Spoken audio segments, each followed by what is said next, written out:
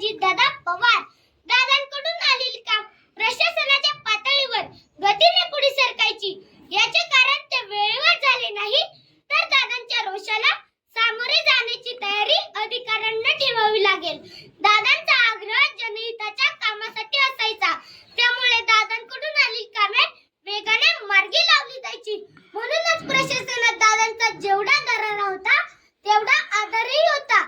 दूरदृष्टी, धडाडी, अचूक नियोजन, अचूक धोरण, अचूक निर्णय क्षमता यांच्या जोडीला माणुसकीचा ओलावा जपणाऱ्या या सामर्थ्यवान नेत्याच्या रक्तात फक्त आणि फक्त विकासाचे ध्येय भिनलेले होते. पिंपरी चिंचवड आणि बारामती सारख्या शहराच्या शिरावर डोळे दिपवून टाकणाऱ्या विकास कामाचे कोंदण लावणाऱ्या अजितदादांच्या हातात राज्याची सत्ता आल्यानंतर महाराष्ट्राची प्रगती ही तितक्याच जोमाने होऊ लागली. यात मात्र शंका नाही. संपूर्ण महाराष्ट्रात दादांना आणि त्यांच्या कार्यपद्धतीला मानणारा मोठा वर्ग आहे. चुकीच्या कामाने दादा परखडपणे विरोध करतात, तर लोक उपयोगी कामात अडसर आली तर त्यांचा परखडपणा कामात दिसतो. काम झाल्यानंतर त्यांचे महत्त्व व दादांची कल्पक दृष्टी लोकांना समजते. महाराष्ट्रातील सर्वात कार्यक्षम नेता कोण, तर ते अजितदादा पवार होय. सकाळी 6 वाजता कामाची सुरुवात केली, रात्री 1-1:30 वाजेपर्यंत वर्षातील सर्व दिवस सलग काम करण्याची क्षमता असलेला एकही नेता राज्यात सापडणार नाही. प्रचंड प्रवास, दिवसभरात हजारो लोकांना भेटणे, अधिकाऱ्यांच्या सलग बैठका घेणे, अशी सगळी कामे दादा तितक्याच कार्यक्षमतेने करत होते. म्हणूनच मी म्हणेन, अशा अनेक गुणांनी संपन्न असलेले माझे दादा एक अद्भुत रसायन होते. अजितदादा हे दूरदर्शी, वास्तूक विशारद होते.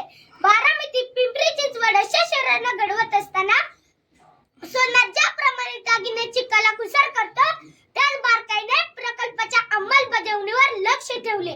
या प्रकल्पाच्या भव्यतेमुळे ही शहरे आज महाराष्ट्रात एक नवीन ओळख निर्माण करीत आहे. अचूकता, कलाकुसर आणि गुणवत्ता यांचा मेळ दादाने एखाद्या वास्तूक विशारद प्रमाणे ही शहरी घडवली आहे. ज्ञानपीठ पुरस्कार प्राप्त श्रेष्ठ कवी विंदा करंदीकर यांची एक प्रसिद्ध कविता मला आठवते. जनतेच्या हृदयामध्ये अन्यायाची कळ आहे, जनतेच्या बाहुमध्ये सागराचे बळ आहे. जनतेच्या हृदयामध्ये अन्यायाची कळ आणि जनतेच्या बाहुमध्ये सागराचे बळ ज्याला ओळखता येते, तोच लोकप्रमुख राज्यकर्ता होऊ शकतो. राज्यकर्त्याचे हे गुण लक्षण ज्याला यथार्थपणे लागू पडते, असे राजकारणातील एक नाव म्हणजे श्री अजितदादा पवार. महाराष्ट्राचे माजी मुख्यमंत्री वसंतदादा नाईक यांच्या नंतर महाराष्ट्राच्या राजकारणात दादा म्हणून मिरवण्याचा मान मिळाला तो फक्त अजितदादांनाच. आपला स्पष्ट वक्तव्यपणा आणि सडेतोड वक्तृत्वाने महाराष्ट्राला हलविणारे दादा कडे आदर्श म्हणून पाहतो. म्हणूनच अजितदादा यांच्या बाबतीत म्हणावे लागेल, you can love him, hate him, but you can't ignore him. तुमच्यासारख्या आणि माझ्यासारख्या असंख्य व्यक्तींचा आदरवड असलेल्या दादांना माझ्या शब्द रूपातील श्रद्धांजली मी पुढील काव्यात व्यक्त करतो. हिमालयही थरथर कापतो जेव्हा सह्याद्री उभी राहते, वादळांनाही थांबावे लागते जेव्हा सिंह चालू लागतो. जेव्हा नेतृत्व दादांकडे येते तेव्हा महाराष्ट्र सुद्धा वेगाने दौडू लागतो. महाराष्ट्र सुद्धा वेगाने दौडू लागतो. जाता जाता एवढेच म्हणेन, बलशाली व महाराष्ट्र नवा, अजितदादांचा मुख्यमंत्री व्हावा. या माझ्या स्वप्नाप्रमाणे महाराष्ट्रातील दादांवर प्रेम करणाऱ्या तमाम चाहत्यांच्या मनातील अर्धवट राहिलेले स्वप्न मनाशी कवटाळून तुम्हा सर्वांचा निरोप घेतो. जय हिंद, जय भारत, धन्यवाद.